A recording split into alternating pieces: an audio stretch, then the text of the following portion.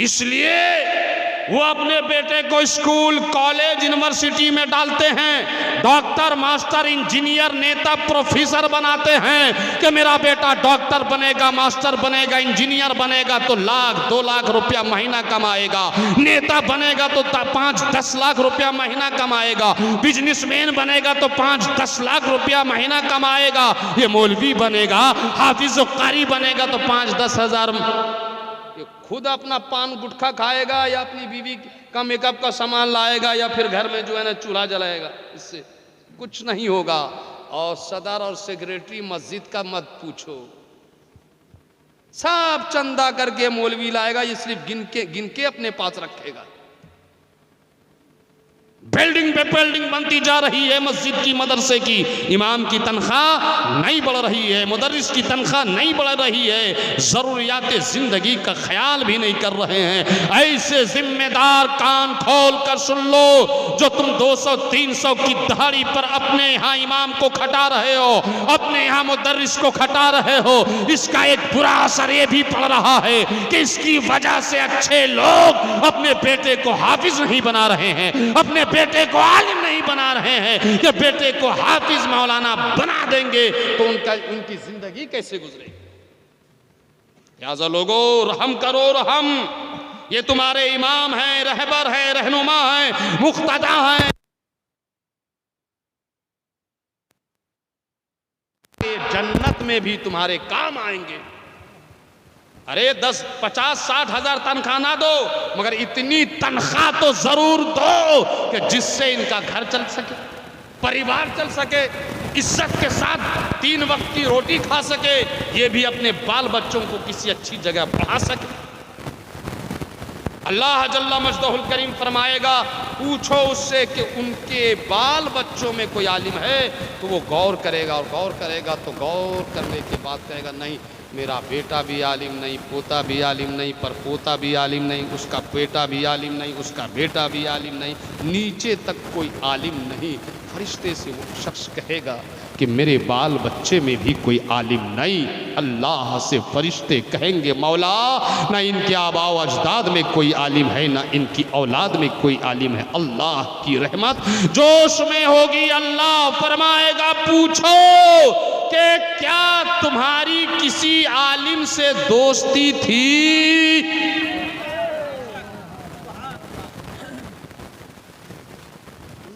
ये नारे तकबीर, नारे तकबीर, नारे रिसालत, नारे हैदरी, पीरे तरीक़त, रहबरे शरीयत, हुजूर रमजान हैदर फिरदौसी साहिब क़िबला, नारे तकबीर, नारे रिसालत। खजांची साहब सुन रहे हो? बता रहा है, तकलीफ तो नहीं हो रही है?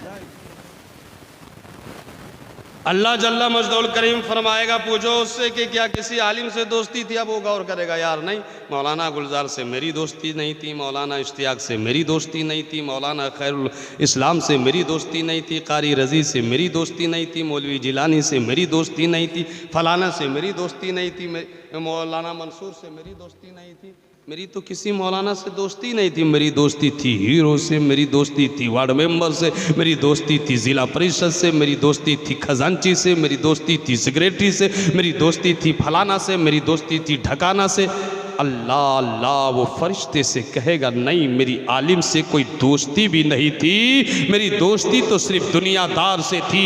मगर अल्लाह की रहमत जोश में होगी। अल्लाह फरमाएगा, पूछो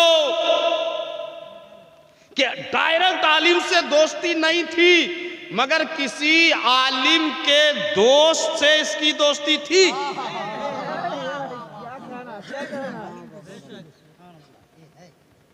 झूठ दा सौदा, हत्तो हद, सजदा का हक, टावा टावा, सतलू सारे बंदे लगदे बिच्छू बंदा टावा टावा।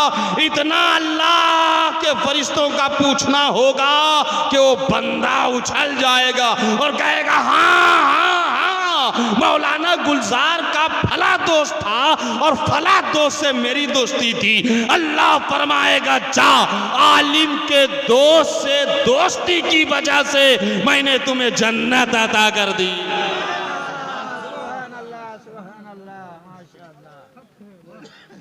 बात समझ में आ रही है? बात समझ में आ रही है?